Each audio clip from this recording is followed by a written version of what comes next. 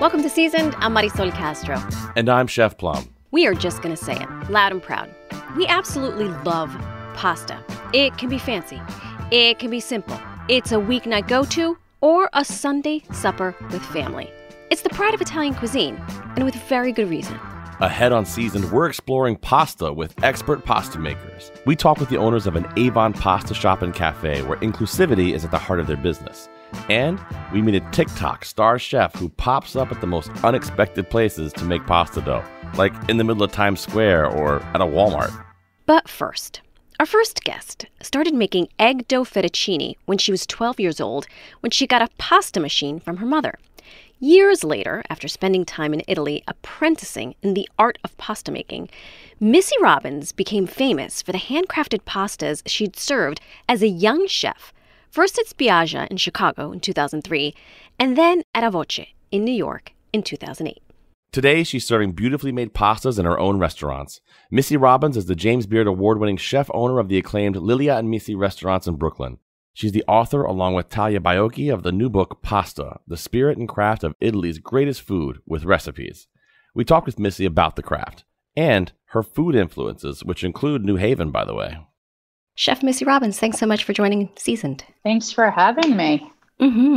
This book is a tome. It arrived in the mail. I was very excited. My family was like, I've never seen a Bible like that. I said, yes, we will worship at the altar of pasta tonight.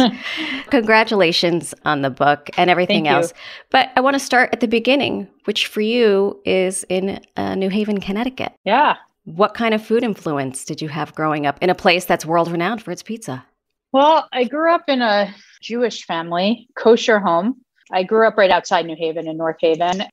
New Haven, as you know, is a very Italian-American community. And I grew up lucky enough to be exposed to that in a family that really loved food. And so while I grew up with sort of like a lot of, traditional Jewish holidays and stuff like that, on the outskirts of that was sort of daily life, which was going to awesome pizza places, and whether they were in our family kind of weekly pizza place was a place called Bamonte's in Hamden, Connecticut.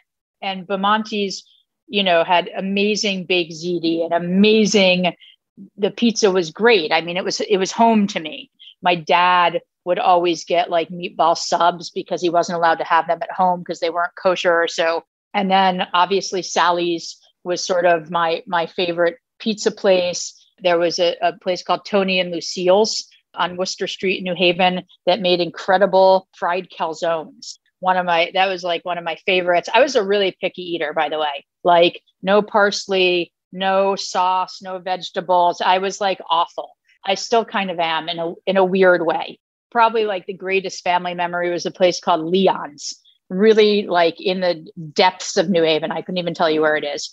My dad was like I don't know how he did this, but he became a pretty big regular. And we would walk in, my dad's a doctor, and they would always say, "Hey doc, what's up?" And they would always have a table for us. And we would just eat these giant plates of like fettuccine Alfredo, and baked ziti there was awesome. This like giant platter. So like stuff like that really, really influenced me. And that's what I thought was Italian food. That's what I knew was Italian food. I didn't know anything beyond that. I didn't understand that there were 20 regions in Italy and that it went from north to south, east to west. And that came many, many years later. In the introduction to the book, Missy says that pasta making at its most basic is an act of humility. We asked her to explain what she meant by that and to talk with us about how her early experiences as a chef shaped the way she cooks now. There's just something very humble about taking eggs and flour or water and flour and making something that in the end result is extraordinary. It is a craft. It's not brain surgery. It's a craft that grandmothers all over Italy have been doing for hundreds of years. And, I think it's really hard to become quote unquote an expert in it. There's always something to learn. I've been making pasta now professionally for almost 20 years. And I still feel like I have so much I haven't done and so many shapes I haven't done and so many dishes that I don't know, that it kind of keeps you in your place all the time. But also it's like what keeps it exciting because you always want to keep going. Right. But something that resonated for me, because I've tried to make, I am a journalist, I am not a chef, I'm a home cook, I know my way around a kitchen. And pasta making for me is so humbling. And so to read, you say, if you want a scientific explanation of pasta, flour, and gluten, this isn't it. You have to feel it. Can you talk to us about that and what exactly the Italian concept of QB is? Because that was like a light bulb went off for me.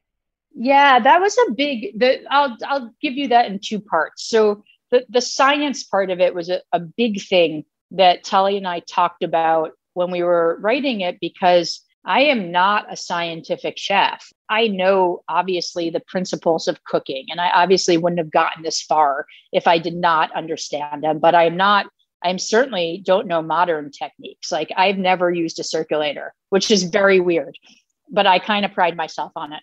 Sous vide be damned. I'd rather teach people how to cook on a live fire. And that became something very important to me. And I chose a path. And I, in some ways, have always sort of, felt insecure about not being that scientific person and not being able to explain the property of why a certain flour turns into this and why and how many minutes it takes and all this stuff.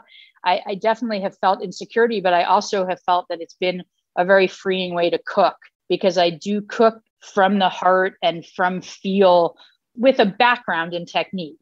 But I think that heart and that feel have kind of led me to become a better chef. And I think that's really what I try and teach, is that sure, you can rattle off every property about a temperature of water and a property of flour, and you can rattle off whatever you want, but you can't make something like pasta without actually feeling it. And then that goes into sort of this idea of QB. So QB, I read a lot of Italian cookbooks. I don't understand in Italian them. or in English. I was going to say. I read that. My food vocabulary is big enough that I can get the base of it. I may miss a couple technical steps or whatever, but I can't read, but I can browse through them and understand them and be inspired. I started reading Italian cookbooks, and I would always see QB, salt, QB, pepe, QB, or whatever, garlic, QB. And, on a very basic level kind of means to taste. We write to taste in a recipe. QB means just enough. I sort of took that concept and have sort of translated it into simplicity. What is enough, and is it enough? And stripping out the most essentials of what you need in a recipe or in a kitchen or in a toolkit or whatever it is, just enough. Lilia was never meant to be a pasta restaurant. It was meant to be an Italian restaurant with all these components, a real Italian experience. And people just attacked the pasta. It resonated with them. And I became very known for that. But that was never my goal with Lilia. I really, wanted to strip it back, remove everything unnecessary. I've been joking about this dish we used to do at one of the Avoces. It was this incredible, it was a real collaboration between my chef de cuisine there, Hillary, and I. It was these gorgonzola nudie that you would open and they would explode. And we served it with apples and walnuts, but we did these little rings cut out of apples, and they were really thin, and we would dehydrate them, and then we'd place each one on a gnocchi. I can't even imagine doing a dish like that. And so I really wanted to strip away kind of all the quote unquote BS. The first dish I knew I was going to put on the menu at Lilia was the rigatoni diavola, spicy red sauce. Made it at my house one night by myself. And I was like, this has to go on the menu. This is what I want to serve people. And I was terrified, because I was like, people are going to come here and be like, A, what the hell is she doing in Brooklyn? And B, why is she cooking rigatoni with red sauce? What happened to the food that she used to do? But I had this gut instinct that if I could make that food as good as I was making my other food, that people would want to come sit at that bar. And I learned to also balance sort of that food with if you take the agnolotti dish was inspired by this, reading about these Sardinian ingredients of combining this sheep's milk cheese that's very much like feta with tomato and honey. And I had this whole idea, and I worked on this dish for weeks before we opened, and it kept tasting like a can of Chef Boyardee because I couldn't get it right. I wanted to do this tomato saffron sauce. And when you put the honey in it, it just ended up sweet. And then I was trying so hard. I mean, this is a real process. This took weeks, and this is how my brain works. And I finally like nailed this dish. I was like, all right, we got to do some dried tomatoes because we don't need so much tomato. We just need a hint of acid. And like the honey just needs to be a drizzle. And we need some time to add some more savory. But that dish took weeks and weeks and weeks. It's the most popular dish on the menu and the most like my old cooking. Right. And I'm proud that it's on the menu. I was going to say, after all that work, you should be very proud that it is on the menu. And listening to you talk about all the iterations that you went through, it reminds me of, our listeners who are home cooks, they listen to our show because they're like, oh my gosh, we have Missy Robbins on. She knows, she knows all this stuff. So what can you tell them? I think, first of all, hearing this anecdote about how it took you so long to come up with one dish, it makes me feel better. I mean, it was probably agita for you, but I feel like, okay, it's okay that I don't necessarily know how to do this, but what can you offer our listeners? I have very rarely nailed a dish on the first time. Cooking takes a lot of experimentation. It takes a lot of practice.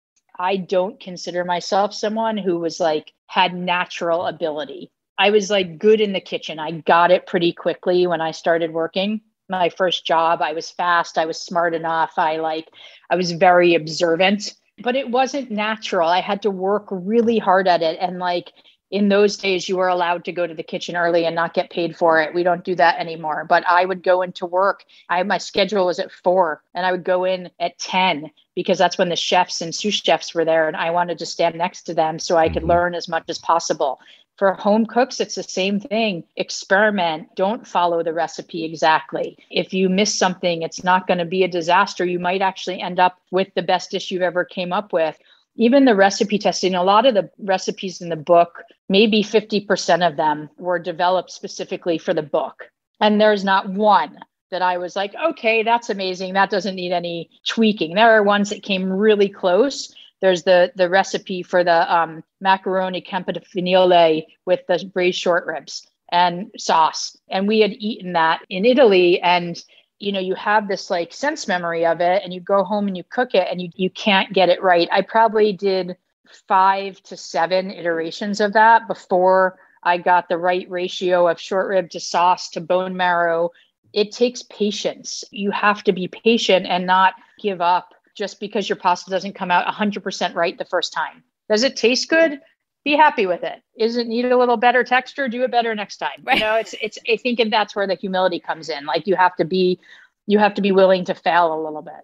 I love the talking about cooking with feel because I couldn't agree more. Even doing everything from making tortillas, explaining how it's just a feel. You have to feel it when you're doing it, and totally can relate to that. But I want to talk about flour for a second. Yeah. Because sometimes I think people tend to overthink flour, but there's basically 2 types of flour, right? So I use what's called 00, a very finely ground milled flour, very soft, very tender, produces a very tender pasta. And that's what I use for all my egg dough. And sometimes I mix in a chickpea flour or a whole wheat flour or a chestnut flour for flavor, texture. And then for extruded pasta and sort of these hand shapes, more southern shapes, or orecchiette, cornigiones, I came up with a semolina dough, a little bit of firmer flour and more heft to it, more stretch to it. And you can't really make orecchiette, for instance, with an egg dough with this very fine flour because there's not enough stretch to it. And if you go to kind of make these shapes, it just breaks because it's so tender and delicate. And then semolina also goes into my extruded dough. Extruded dough is sort of mixed in a machine and then gets pushed out in the machine. And it's all kind of one process. So you're not making a dough. The dough is sort of formed as it's actually coming out. And as the machine heats up, it pushes pasta through like a die. And that die creates the shape. And that's where your spaghettis, your rigatonis, casserecce, things like that come out of extruder. It's very hard. They're obviously hand-shaped spaghettis, but it's hard to make those kinds of pastas. And it's a different thing. Those pastas get dried. Extruded pasta is like what you get in a store. You buy a boxed pasta that's come through a commercial extruder, dried at very low temperatures for a very long time. It's a whole science and a whole thing. And that's sort of the 3 different pastas that we do.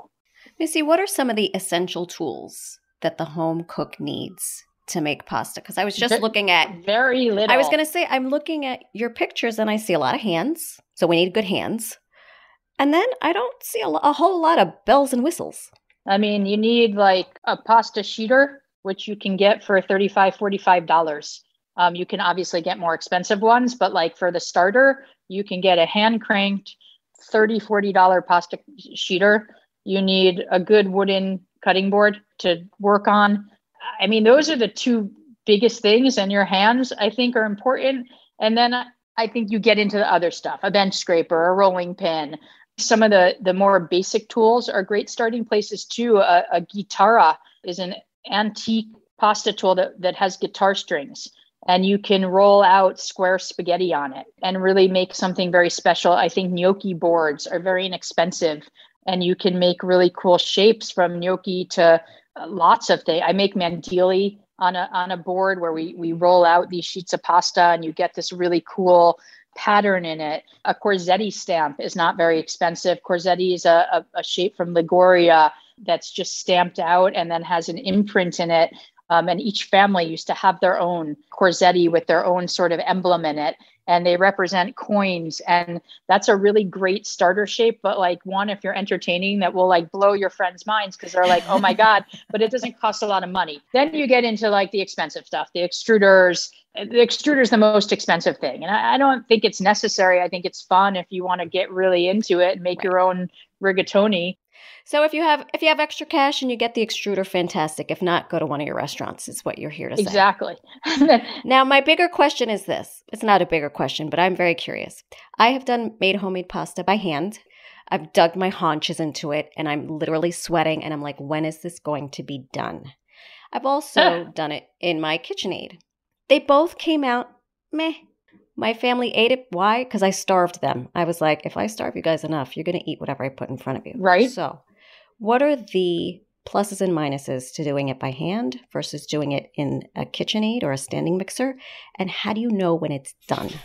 You know, what we write in the book is that we encourage people to start by hand because I think you get that feel and you understand it and you understand like, you know, we give a recipe. And this is important. I talked a little bit before about not following recipes. And that recipe, you know, even for me, there are days where I add my 26 egg yolks and it's too dry. And it's because it's the middle of winter and it's really dry. All recipes for me, and this is how I teach my cooks at work too. Like I don't hand out recipe books on day one because I don't want them to get stuck in the recipe. I want them to get stuck in the feel. They have to have a recipe as a guide, but like if you don't teach people how to course correct, they won't really understand what the dish is and what it is. So I think starting by hand is great because you really do understand like the feel, how that feels, and is it too dry or is it too wet, or do I really need all the flour in my well, or can I push some of it aside? And we describe how it should feel, and it should feel like Play-Doh. When it's done, it should be smooth. You should have a smooth, round ball. That doesn't mean there won't be some air bubbles that need to get out in the rolling process. And there is no advantage or disadvantage to doing it in the KitchenAid. The KitchenAid makes the same dough. I make dough in the KitchenAid all the time. I like to make it by hand because it's just my happy place, but it'll yield the same thing. We do not make our pasta by hand at the restaurant, our dough by hand. I mean, I'm making hundreds of pounds of dough a day. It does get rolled out pretty old school. Like I don't have a giant industrial. I mean, if you look at our Instagram, you see pictures of them like with these giant sheets and really using their hands. And I'll never change that. You know, I know a lot of these companies like make tortelli machines now where you can throw your filling and your dough in and out come these beautiful tortelli. Yeah. And to me, I can't get there. It would take away from like, what is this about? But I think like, there's no shame in like using the KitchenAid, especially to save time, or if like you just don't want to get your hands dirty, but you want to make pasta. But I do encourage you to start with at least a couple times, start with the well, because it's fun. It's also like great for kids. It's a great thing to get your kids involved in and just have some fun getting your hands dirty. So Chef, before we got started here, I was telling you, I love how the book, I don't know, I feel like you geared it towards everybody, you were saying. For me as a chef, when I open up this book and I look and I see you have things weighed out in grams, like it makes me happy to see, oh, good, so we have weights. We know exactly how we're doing this now, as opposed to add 1 cup of this. Well, that was a big fight with the publisher at the beginning, and I really fought for that. Good. But the biggest problem is then it had to all get converted. They insisted that we had both. Okay. And that was really tough because the conversions just don't always work. And I'd have this recipe that I thought worked great. And then the rest, we had a recipe tester, obviously, and she would be like, well, it doesn't quite convert that way. And then we'd have to make a lot of decisions. I encourage people to follow the gram recipe because that's what they were written in. I was not someone who grew up in the grams world. That was something that came much later as like, I think a standard in every kitchen.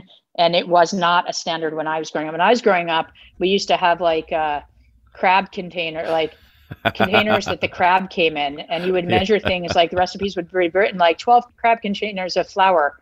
Crab container was a pint, but I didn't grow up in grams. And once I kind of went to Italy and sort of started understanding it, I do think there is some joy in cooking that way. You have a scale, you weigh things out. It's pretty easy. And I think people are intimidated by it because they've never done it before. And I think I was always intimidated because that's not how I learned to cook. I think it's easier. But once you kind of start cooking that way, it's hard to go back. Mm-hmm. So I encourage people, get that scale. You need a scale. That's the other thing. Yeah, sometimes those cup volume measurements, they can be just a hair off, or mine might be a little bit different than Marisol's, or it's I don't know. Just weigh it. It's easier. Yeah. Can we talk about pasta with filling? All these stuffed pastas? Yeah, stuffed pastas are, it's funny. They're not my favorite to eat, but they're my favorite to make. Like, I like a good stuffed pasta. I'm happy with it. Like, nothing brings me greater joy than ravioli with red sauce. It just brings me joy. Yeah, they're fun to make. They require a lot of practice. They're tough, but they're so satisfying when you see a table of your work finished. There's just a different satisfaction than like cutting some fettuccine. And I've really focused so much of my repertoire on making fillings that are just different. My fillings are really smooth. I've worked really hard to make my fillings like kind of when you bite into it, you're like, why is this so creamy? Why is this so smooth? Why is this flavor so intense? And I've worked really hard to do that. And I think that's what makes our filled pasta special compared to other people's. Listen, there are lots of great filled pastas out there, but usually I find that like I bite into it and I'm like, it's a little too chunky. It's not like quite refined enough. And that was just a big takeaway for me when I lived in Italy and kind of working at these fancier places. And just how do I extract the most flavor out? I mean, how do you get that burst when you put that in your mouth?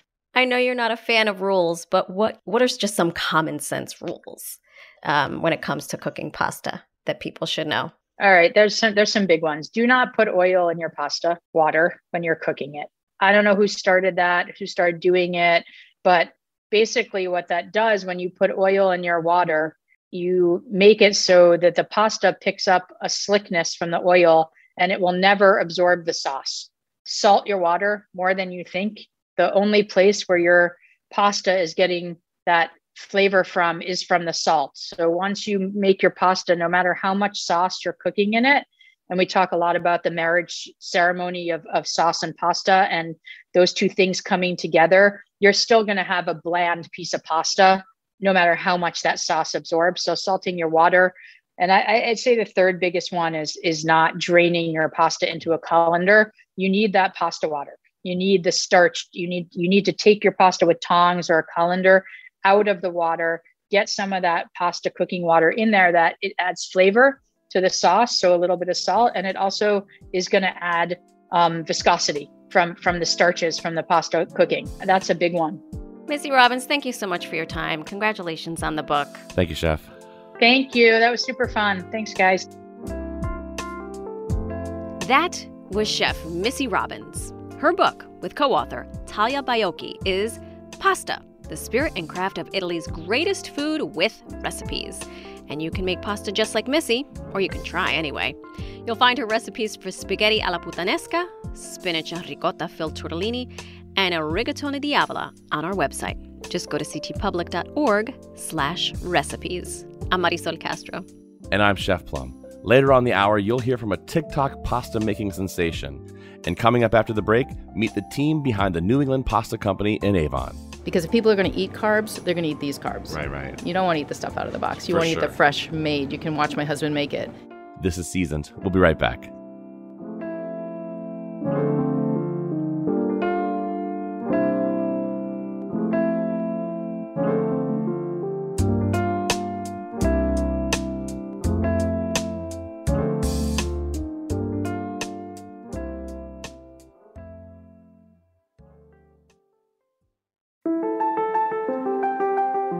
Welcome back to Seasoned. I'm Marisol Castro.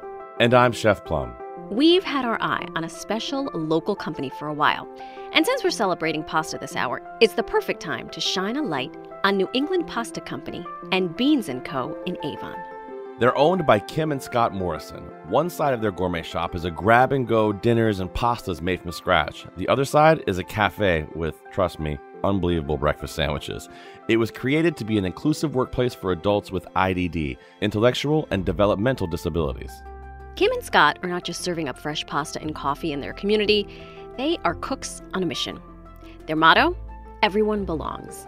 Plum visited the shop to talk first with Kim about that mission and then get tips from head pasta maker Scott. Small almond milk latte. Thank you.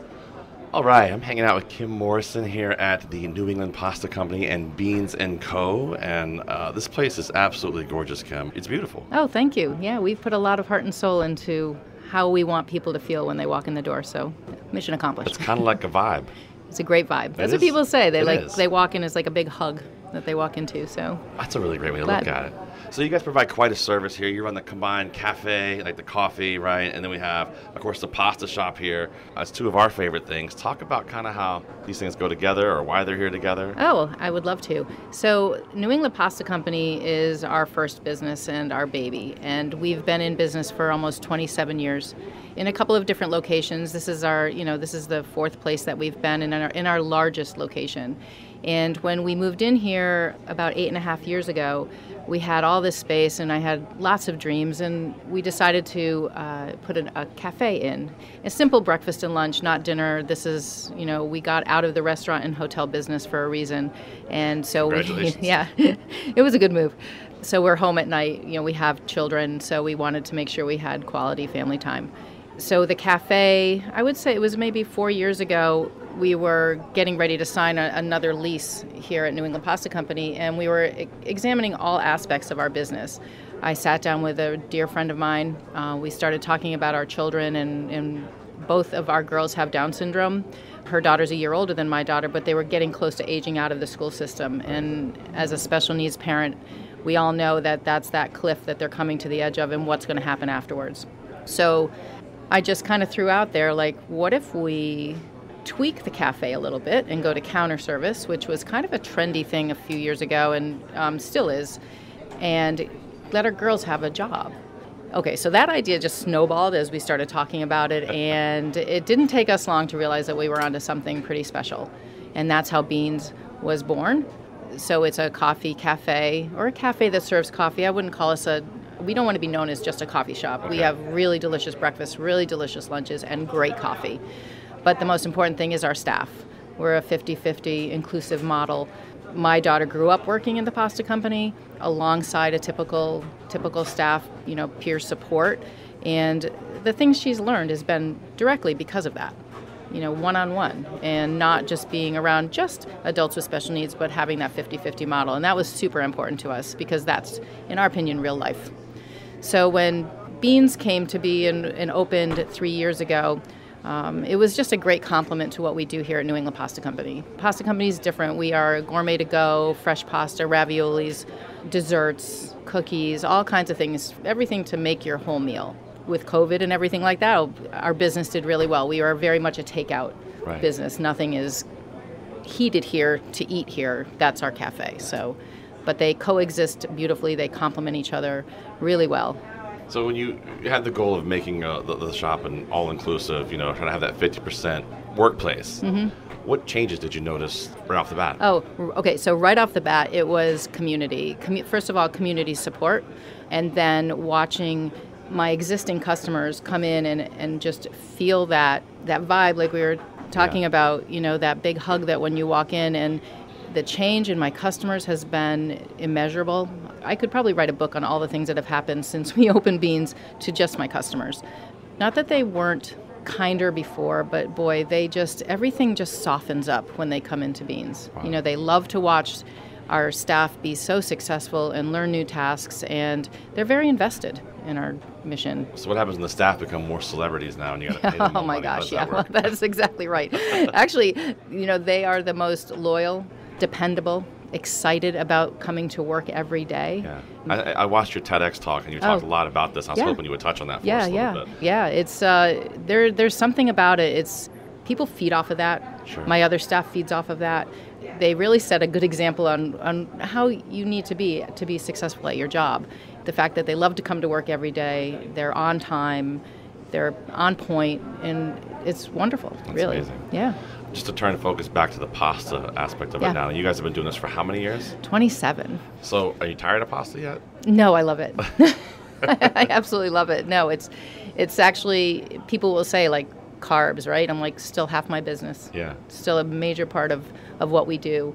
Because if people are going to eat carbs, they're going to eat these carbs. Right. You don't want to eat the stuff out of the box. You For want to sure. eat the fresh made. You can watch my husband make it. It's right there. It's Or definitely, I'm going to go in there and hang out with them. Definitely. Go, you should. Some pasta. But what are some of the favorites that people like that you guys make? So all of our pastas, we have 4 or 5 different flavors at a time, and it's all cut to order. So it's not like you walk in and you say, oh, I'm going to grab that box of fresh fettuccine. You go up, you order, egg or classic black peppercorn, garlic and parsley, and then you get to pick how you want it cut.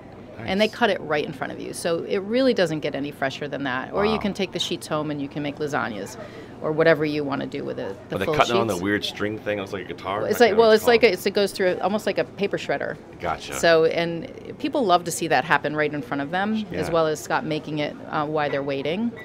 Favorites? We make an awesome butternut ravioli, butternut and walnut. We make a great portobello, gorgonzola, and spinach ravioli. So good. Hot sausage and caramelized onion. Sounds delicious. Lots with goat cheese, and We're always looking for different flavors. When we go out to dinner, we're like, "Ooh, that'd be great in a ravioli," Right. or so we're always coming up with new flavors as well. I love that your story goes from when you were working in the restaurants and you saw this little room with a glass window on it, and there's pasta machines in there, and then when I walk in here, the first thing I notice is this little room off to the right that has glass windows on it. You took the door off the hinges, but that's where the pasta machines are. It's kind of almost the exact same situation. It's exactly the same because people loved watching us make it. Like they would literally their faces would be up against it, and people need to see that happen because it is special. Like that machine in there is right from Italy. You can't find that anywhere. It's amazing. Yeah. Well, I can't wait to go in here and see some pasta. Absolutely. What you guys are doing here is absolutely incredible. Oh, thank you. It's awesome. We're very proud of it. And I think I'm going to buy some pasta to go. I'm starving. I need some of that sausage and caramelized onion. Well, I think you'll know what to do with it. We won't have to. I'll figure it out. Thanks, Cam. Oh, you're welcome. Thank you. You're hearing the sound of Scott Morrison's beloved pasta machine. I managed to wrangle Scott out of the pasta room so he could give us tips for cooking fresh pasta at home, including lasagna sheets. Scott, how much pasta do you make a week? It's probably 200 and 250 pounds of what we call sheet pasta. Yeah. And the sheet pasta is what we can then use for lasagna sheets, or we can also cut it into fettuccine, linguine, angel hair. So you roll out big, long sheets, So I roll right? out big, long sheets. Typically, that's about, to give you an idea, 12 and a half pounds at a time. So it probably, if I rolled it out and stretched it out, it'd probably be 25, 30 feet. Oh my gosh. And then that constantly gets almost kneaded like bread. So I roll it through the rollers like you would at home, and then double it. So it's getting making layers, layers almost like laminated. And then I bring the rollers down a little bit more, laminate it again, so it's constantly getting kneaded, and then actually getting longer because it's getting thinner and thinner until I get to the desired thinness that I want. 30 feet long. Yeah. I just pictured the grand opening of the store here being like you're sitting there with the mayor, the long sheet of pasta instead of the big ribbon they just cut the pasta Exactly. sheet. So there have been times where we've done spinach or beet pasta or even squid ink, and people will go, "Holy cow, that almost looks like wallpaper," because it's 15 feet from my pasta machine, and That's I'm cool. like, edible wallpaper. That may be something there. You're onto something. You're onto something exactly. right there. Well, I want to ask you about, because I think one of the things that people don't talk enough about is when you get pasta, you can buy the box, the Barilla, the whatever you're buying from the grocery store, and that's fine. But a fresh pasta, much better pasta, of course. But the cooking process is a little bit different. Can you talk about the differences of cooking your fresh pasta at home versus cooking like a dry box pasta? Actually, with any pasta, you really want salted water. And we also tell you, don't put oil in your water because the oil just sits on top. Never put oil in your water. And then when you're taking your pasta out, your sauce that you're making can't stick to the pasta. Right, and if you put too much oil in the water then can't hit 212 degrees, which then the water gets too hot and actually overcooks the outside of the pasta before the inside of the pasta. Exactly. Science. Right. So with dry pasta, it's probably 9, 10, 11 minutes in boiling water, boiling salted water. Ours is probably anywhere from a minute to 2.5 minutes, depending on the thickness. Pappardelle might be 2.5. And then from there, we always used to tell people, we used to have instructions. Once you drop the pasta in the boiling water, don't answer that phone. Now we're talking 27 years ago when people still had that corded phone, so you had to go across the kitchen. But now we would probably say, don't answer that text because it's literally only about 2 minutes. And then you just really want to just scoop it out of that water and then put it in your pan that you have your sauce in. Yeah, whatever your sauce and then toss it nicely with that and then plate it. And we want that water to be like a rolling boil, like rocking and rolling, correct. Not just a little bit boiling. Right. Yeah, that's another thing is I think sometimes people want to get it done quickly. And again, it's only 2 minutes. So you can wait that extra 45 seconds, a minute and a half to get that good boil going. If you really want to get it boiling faster, too, I think if you cover it, correct, that water will start boiling a little bit faster. And don't watch it, because I think that does work. It makes a big difference. I stare at it. I'm like, what is happening right now? Why won't this go? How about the raviolis? So how do you tell when the raviolis are done? So the raviolis will be done typically the same thing, about 3 minutes, but they'll float. Right. Just like raviolis will float, tortellinis will float, gnocchis will float. And then once they start floating to the top, that's when you start taking them out. And you pull them out, throw them in your sauce, and throw them in your sauce, and you're good to go. Oh, that's great. And how about, so we're making, let's say we get some sheets to make lasagna out of, right? We don't need to pre-cook that, do we? Can we just put that right in lasagna and correct. cook it? Yep. So all the fresh lasagna sheets that we make, you can just build your lasagna as you normally would. You don't have to add extra sauce or anything. Those sheets will cook in that 45 minutes it takes to bake your lasagna. Unless you're making one of those, pans for a football team where that might be an hour and a half. A little bit longer. Yeah. A little bit longer. Well, excellent. Well, Scott, we appreciate it. That's some great tips right there. You're very welcome.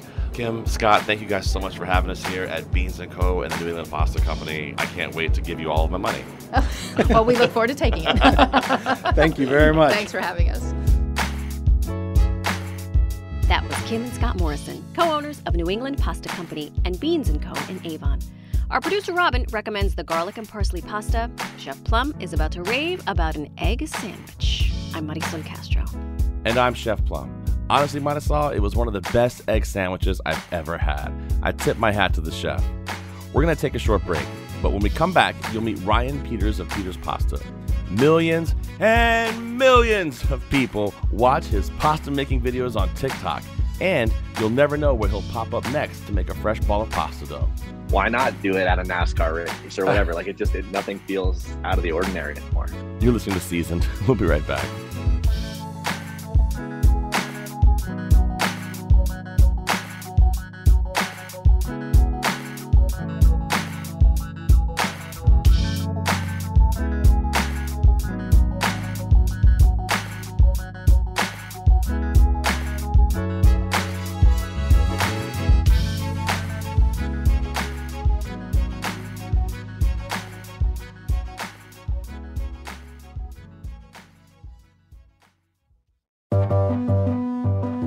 Welcome back to Seasoned. I'm Marisol Castro.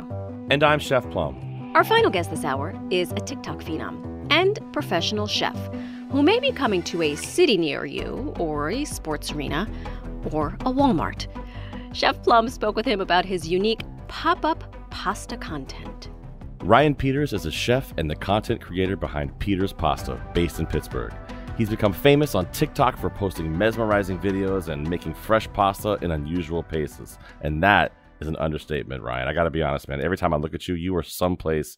I jokingly said before we started this, where's the next place? On a hot air balloon or off a cliff? You're going to do it while you're like free diving, mixing pasta up. This is a crazy job you have. Yeah, it's definitely turned into something that I could have never imagined. It started off with really no expectations for this whole series of my content, but it's really unraveled into this thing that is kind of out of control at this point. Like at this point, like no place I go to feels weird. It feels just all natural. Like, why not do it at a NASCAR race or whatever? Like nothing feels out of the ordinary anymore. So I want to just describe really quick what it is that you do. So people are more, we went over a little bit in the intro, but you literally go to places or get contacted by people, and then you make video content of yourself with, your hands or just maybe your upper body, and you're mixing eggs and flour and making pasta. Yeah, absolutely. So, a lot of what my content was prior to this travel thing was me making pasta dough out of my home. And about, I'd say 9 or 10 months ago, I kind of like everybody was during this pandemic, I was sick of being at home. I had already had prior connections with the Steelers and the Penguins here in Pittsburgh. So I was like, okay, I'm going to use those, do something with those teams. And then maybe I'll travel to like DC or Cleveland or something, and it'll be a fun little thing. And I kicked off the series, and all of a sudden, like, just the messages started coming in of places inviting me out to do these things. And I was like, why can't I make pasta anywhere? I could go literally anywhere in the world with this thing. And why do I need to make pasta dough in a kitchen? I can bring a table anywhere in the country and pop up anywhere. And it just so happened that people really enjoyed watching that type of content too. I got lucky that it wasn't just a total bust. Like, people really enjoyed watching it by the millions. And it's turned into this really, really fun and lucrative series that has kind of catapulted me into not only like with the food content, but it's almost kind of like travel content too, because people just enjoy seeing the places I go, and then being able to follow along, like, the restaurants and the places that I go to in these cities as I'm there. So, and friends, I want to point out, like, Chef's not there making a pasta dish or creating something. Like, he's actually taking eggs and flour and making pasta dough.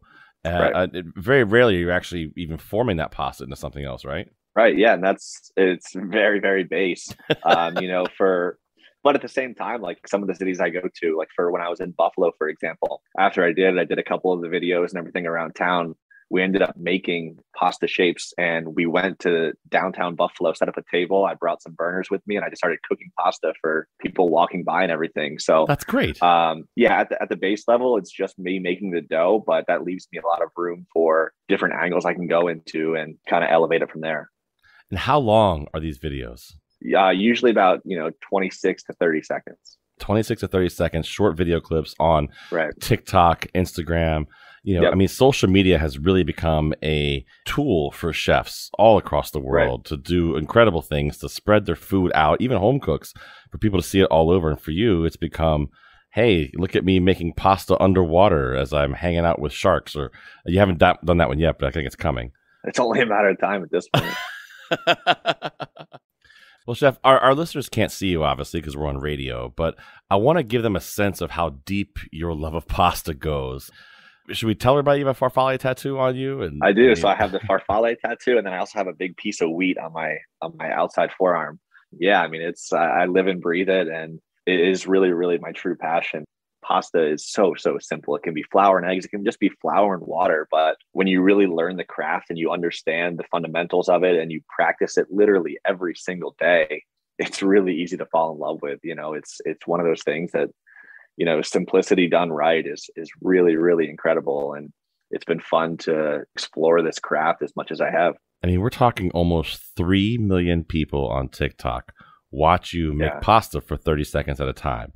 It's the craziest. 10 years ago, if I told you this, you'd have said, what are you even talking about?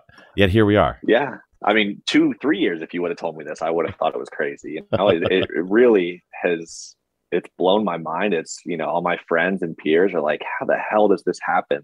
It just shows the power of the internet, the power of social media, and really just the power of putting yourself out there and not being afraid to, face critiques. Like, the internet is a crazy place. There's these bullies and everything, but sure, when you put yourself out there and just share your passion with the world and aren't afraid of, the critiques that you get, you never know what can happen. And TikTok literally changed my life. And that's a really weird sentence to say, but it's 100% true. It's a really, really powerful platform that can really just bring light to people that, for me, I was a chef in a restaurant, and, I didn't think that I had that reach or that exposure potential, but, with just a few videos, it literally just transformed my career. More people watch you make pasta than most Food Network shows combined. 3 million people. It's really, really mind-boggling. So in your videos, you always ask, what are some places that people want you to go to? Is there anywhere that you won't go? I mean, as a Pittsburgh Steelers fan, I won't do Cleveland, Cincinnati, or Baltimore. Those are off limits. But besides that, at this point, nothing is really off limits. I'll go underwater with sharks. Let's do it. Well, Chef, you know I love a good list. So give me your top 3 places that were the most, I don't know, off the wall, exotic, never thought you'd be there type places where you were just pouring these eggs into this bowl of flour and making a giant ball of pasta. When I was on a cruise ship, so I did Royal Caribbean a couple months ago, that was pretty wild just to be able to do it in the middle of the ocean, right? So that was a really fun one. I would say Walmart. I like set up shop right in the middle of a Walmart, like during like business hours. And that got just the reactions that got was really, really fun. I would bet. So that was great. But I was just in LA the past week and I did Santa Monica Pier. It was funny because of not the reactions I got, but the reactions I didn't get. Interesting. It was something that people see like a normal day out there. It was really interesting. But yeah, I've just been fortunate and lucky to be able to do things in places that I could have never imagined that at this point just don't feel weird. It all feels normal for me to go to another, stadium or another like city landmark or something. It's just really, really cool to see where it's taken me. A lot of people at home cooks and stuff, check this show out and listen to this program. What about a tip for a home cook making pasta, maybe for the first or second time that couldn't quite get it right? You've done it a million times. What can you tell them? It's a question I get asked all the time. And my biggest tip is just patience. When you're making pasta dough, there's a lot of different times through the process where you think this isn't turning out right. Eventually it is going to come together. Like pasta dough isn't like a 5-minute thing. Like when I make a batch of pasta dough, it takes about 20, 25 minutes. And people sometimes don't understand that. Also, with that said, I always like to tell people that if it doesn't come out perfect, it's still going to be edible. The more you do it and the muscle memory and the more practice that you give to it. Right. But yeah, at the end of the day, I think it's just patience and not getting frustrated with it and, giving it some time. Let's talk a couple of tips with ingredients before I get you out of here. Do you have a flour preference? What do you like? Do you like double O? Do you just use AP? Yeah. What do you like? Yeah, mainly 00 flour. But again, it's one of those things where like just use what you have. But yeah, 00 flour is what I prefer. It's really the best for at least egg dough. How about the eggs, Chef? Do you want them at room temperature? Do you want them cold? Yeah, so room temperature is always best. I like to separate them though when they're cold, and then I'll let them come up to room temperature, just the yolks. But if you guys have seen, I usually just use the yolks only. Just the flavor, the color, and the richness of a whole yolk dough is much better. But yeah, I'll usually separate them from right out of the fridge and then use them at room temperature.